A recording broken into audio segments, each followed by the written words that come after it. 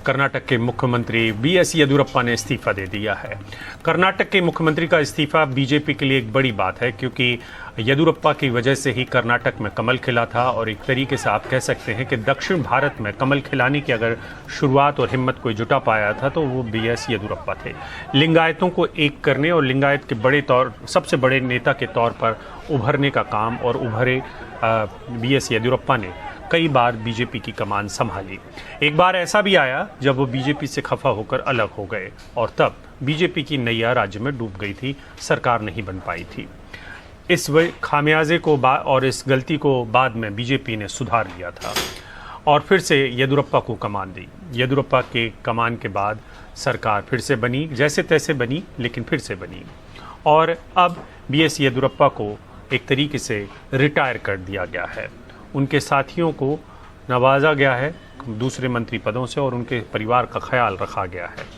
लेकिन अब बड़ा सवाल ये है कि क्या अब लिंगायत समाज एक नया नेतृत्व ला रही है जो कि बीएस येदियुरप्पा को अलग करके या उनको हटा के नए नेतृत्व का काम करेगा और कर्नाटक को एक नए नेता मिलेंगे। आज बीजेपी को यही फैसला लेना है और दूसरे समाजों का क्या होगा, उनकी हिस्सेदारी किस किस्म की होगी कर्नाटक में, ये एक बड़ा सवाल है। क्या येदियुरप्पा का भी कोई कहना रहेगा नए मुख्यमंत्री के चुनने में, ये एक बड़ा सवाल है और इससे दूसरे राज्यों की सियासत पर भी क्या फ़र्क पड़ सकता है। इस बारे में और बात करने के लिए हमारे साथ विशेष मेहमान हैं। हमारे साथ हैं विशाल मिश्रा हैं, पॉलिटिकल एनालिस्ट हैं और दिल्ली यूनिवर्सिटी में हैं। बहुत बहुत शुक्रिया विशाल जी, आपने हमारे लिए वक्त निकाला। जो एक बड़ा सवाल है वो ये, और हमारे साथ अभय दुबे जी भी जुड़ रहे हैं, प्रवक्ता हैं कांग्रेस के।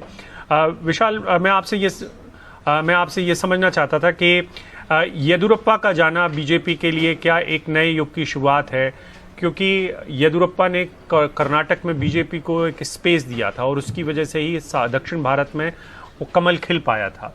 उनका जाना, क्या अब बीजेपी इतना आत्मविश्वास से भर चुकी है कि बिना येदियुरप्पा के काम चला सकती है?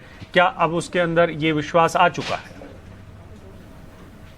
नहीं अभिषेक जी, जहां तक आप ये सत्ता वहां पे जो है मुख्यमंत्री के बदलने की बात है, तो ये देखिए ये अपना केंद्रीय नेतृत्व का निर्णय है और जो भी उन्होंने निर्णय लिया है, क्योंकि देखिए अभी आपने देखा कुछ दिन पहले भी कैबिनेट मिनिस्टर जो है काउंसिल ऑफ मिनिस्टर का विस्तार हुआ था, उसमें भी किस प्रकार से और जो है कुछ नए चेहरों को जगह दी गई थी और कुछ और लोगों को जो है कुछ और जिम्मेदारियां दी गई। इसलिए भारतीय जनता पार्टी का अपना एक काम करने का तरीका है।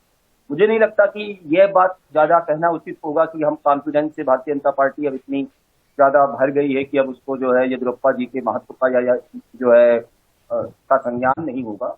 मुझे लगता है कि ये कहीं ना कहीं जो है एक जो है किसी और जो है युवा को या किसी और व्यक्ति को ये जो है जिम्मेदारी लेने के लिए निर्णय लिया गया होगा और जो उनका अपना और भी तमाम सारी संगठन की जिम्मेदारियां हैं वो कहीं ना कहीं उनको येदियुरप्पा जी को के पास रहेंगी ही रहेंगी। अभी शाम को 5 बजे वहां पे विधायक दल की बैठक है, तो अभी तो चीजें स्पष्ट हो जाएंगी कि हाँ कौन आ रहा है और कौन जो है किसको जो है जगह दी जा रही है। और जिस प्रकार से देखिए भारतीय जनता पार्टी के काम करने का तरीका थोड़ा अलग है। Bharatiya Janata party local level पे काम करती है, भारतीय जनता पार्टी बूथ स्तर पे काम करती है, भारतीय जनता पार्टी व्यक्ति विशेष में जो है विश्वास करने वाली पार्टी नहीं है। भारतीय जनता पार्टी के लोग जितने भी उनके कार्यकर्ता हैं वो सब उनके परिवार की तरह हैं। तो ये हम लोग हमेशा एक नैरेटिव से देखने लगते हैं कि नहीं विशाल जी ऐसा नहीं है। मैं आपसे थोड़ा सा, मैंने येदियुरप्पा साहब को कवर भी किया है जब वो मुख्यमंत्री, जब वो शिकोह से चुनाव लड़ रहे थे, मैंने उनको इंटरव्यू भी किया है और देखिए ये बात भी हमारे साथ मधुसूदन जी भी हैं, नेता हैं बीजेपी के। एक जो बड़ी बात है वो ये कि येदियुरप्पा जी उन नेताओं में हैं जिन्होंने बीजेपी को एक तरीके से झुकाया भी था, क्योंकि वो जब गए थे तो उन्होंने अपनी ताकत दिखाई थी। मधुसूदन जी, मैं आपसे ये समझना चाहता था कि क्या अब बीजेपी के पास लिंगायत समाज के अलावा और कोई विकल्प नहीं है? क्या उन्हें येदियुरप्पा के आगे और लिंगायत समाज के आगे कर्नाटक में कोई दूसरा ऐसा वर्ग नहीं दिखाई दे रहा है जिसको वो नेतृत्व की कमान दे सकें? देखिए, भारतीय जनता पार्टी के आला कमान जो है वो हमेशा नेतृत्व की व्यक्तित्व के बारे में सोचते हैं। जाति हमारे लिए बहुत बड़ी मायने की बात नहीं लगता मेरे को, क्योंकि अभी भी हमारे पास कम से कम 1.5-2 साल की हमारे पास वक्त है। कोई नया व्यक्ति को वो मुख्यमंत्री बनाएंगे और उनको अपना व्यक्तित्व के हिसाब से कर्नाटक में जो भी है डेवलपमेंटल एक्टिविटी उसके अनुसरण में आगे के इलेक्शन में हम जाने वाले हैं। इसलिए मेरे को नहीं लगता कोई जाति की बात होती है। लेकिन मधुसूदन जी, ठीक है, मैं ये समझना चाहता हूं कि अगर येदियुरप्पा जी आपके सबसे बड़े नेता हैं, उन्होंने कर्नाटक में आपको जमीन दी और आपको आगे बढ़ाया, तो अब आपको ऐसा क्यों लगा कि बीच में ही उनको उनका नेतृत्व परिवर्तन करके दूसरों को दे देना चाहिए? ऐसी क्या वजह लग रही थी आपको? नहीं, बात सीधी सादी है। 75 साल के ऊपर हमने किसी को भी बहुत जिम्मेवारी स्थान नहीं दिया है पार्टी में। वो एक अलिखित संविधान है भारतीय जनता पार्टी में। इसका कोई निर्णय बताओ, क्या इसमें कोई लेखा पड़ी है क्या? ऐसा नहीं है। लेकिन यहाँ पर ये 78 साल के कितना 78 साल के हो गए थे येदियुरप्पा जी।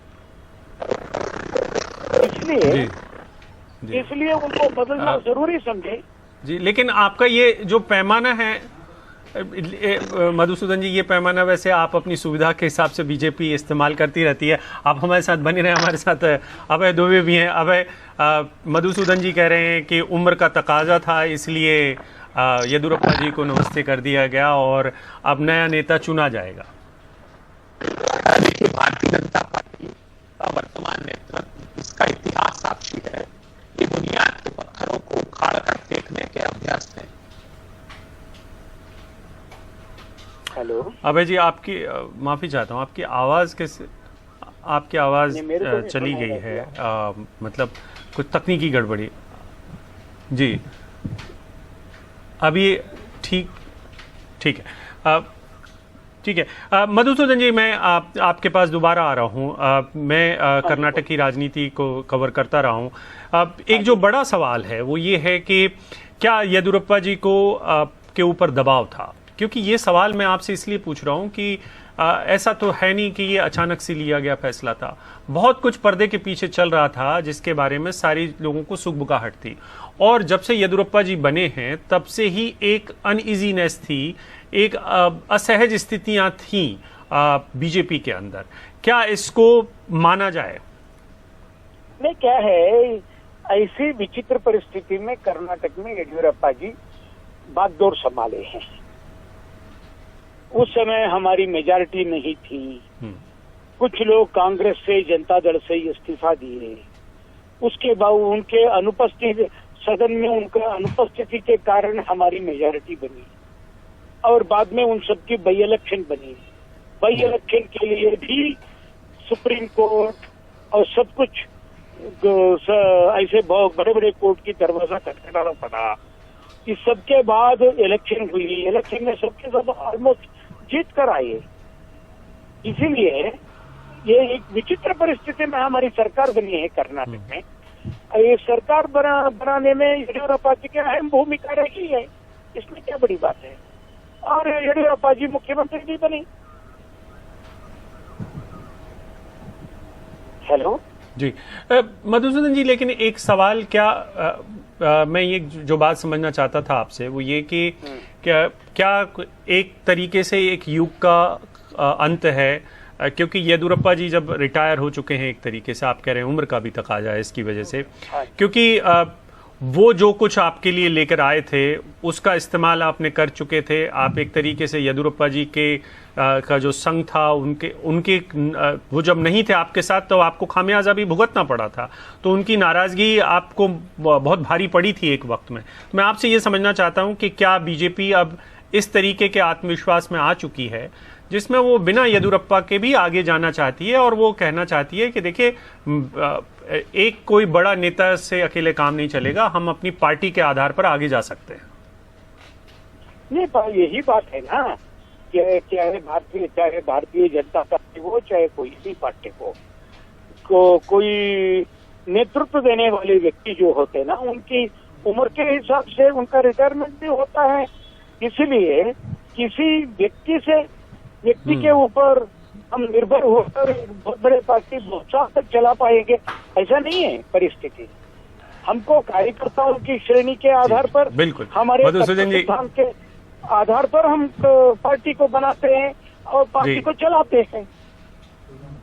बिल्कुल बिल्कुल मधुसूदन जी, हमारे साथ अभय दुबे हैं कांग्रेस के।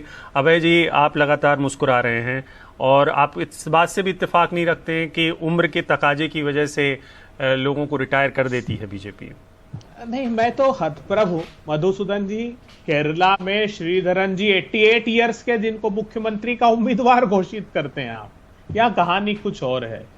अगर आपने नैतिकता की बात की, ईमानदारी की बात की, तो 2008 से 12 का वो प्रकरण है जिस पर येदुरप्पा जी पर आरोप है जमीन के घोटाले का, या रेड्डी बंधुओं पर जब एलिगेशन लगा उसके बाद आपने चीफ मिनिस्टर बनाया, तो ये नैतिकता का भी तकाजा नहीं है। असल में भारतीय जनता पार्टी का वर्तमान नेतृत्व अपने बुनियाद के पत्थरों को उखाड़कर फेंक रहा है। जैसे अडवाणी जी ले लीजिए, यशवंत सिन्हा ले लीजिए, अरुण शौरी ले लीजिए, मुरली मनोहर जोशी ले लीजिए, उम्र के तकाजे के नाम पर आपने इनको दरकिनार कर दिया। योगी जी से क्या विवाद था बताइए? योगी जी ने सोशल मीडिया से मोदी जी के सारे फोटो हटा दिए, मीडिया ने रिपोर्ट किया कि वो फोन तक उठाना बंद कर दिए। आपने अभी उत्तराखंड में तीसरा मुख्यमंत्री बदला है। तो जानकारी यह है कि नड्डा जी ने मध्य प्रदेश के चीफ मिनिस्टर से भी संवाद स्थापित किया, जो मध्य प्रदेश के बाद हरियाणा का नंबर है।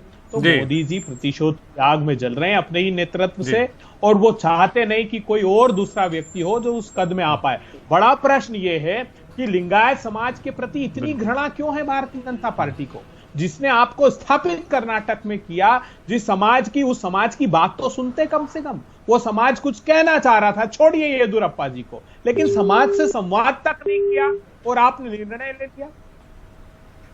अभिषेक जी देखिए किस प्रकार से यहाँ पर बैठ, बिल्कुल, बहुत बहुत शुक्रिया अभय जी। लेकिन जो सलाह आप इस समय दे रहे हैं बीजेपी को, वो सलाह कांग्रेस के लिए भी बहुत उपयुक्त होती कि बुजुर्ग नेताओं के साथ किस तरीके से काम किया जाए। इस सवाल का जवाब वैसे पायलट साहब को भी चाहिए है, ज्योतिरादित्य सिंधिया को भी चाहिए था, और भी बहुत सारे यंग नेताओं को चाहिए होगा शायद। बहुत बहुत शुक्रिया आप सबका, आप जुड़े इस पूरी बातचीत के लिए कर्नाटक के मसले पर। और वक्त एक ब्रेक का है, ब्रेक के बाद लोकसभा और राज्यसभा में किस तरीके का हंगामा हुआ उस पर बात करेंगे।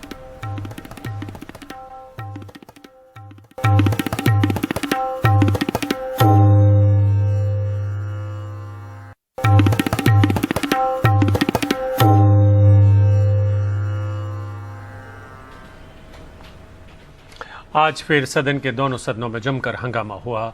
राज्यसभा में पेगासस को लेकर विपक्ष काफ़ी हमलावर रहा। उसने नारे लगाए कि हिटलरशाही नहीं चलेगी और जासूसी बंद करो, तानाशाही नहीं चलेगी के नारे लगे। राज्यसभा की कार्रवाई कल तक के लिए स्थगित कर दी गई। लगातार छठे दिन विपक्ष ने राज्यसभा में हंगामा किया है। कांग्रेस का कहना है कि सरकार ने हंगामे के बीच बिल पास करवाकर गलत किया है। वहीं लोकसभा की कार्रवाई शाम 4:30 बजे फिर से शुरू हुई थी, लेकिन हंगामे की वजह से फिर से खत्म हो गई, स्थगित कर दी गई।